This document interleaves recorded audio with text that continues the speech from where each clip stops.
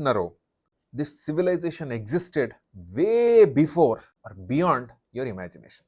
We are no less than a 5,000 year old civilization. Like Iran rightly said, we are the cradle of civilizations. అంటే మా ఒళ్ళో నుంచే మీరందరూ బయటకు వచ్చారు. ఇప్పుడు మీ గురించి మాట్లాడదాం గురుగారు.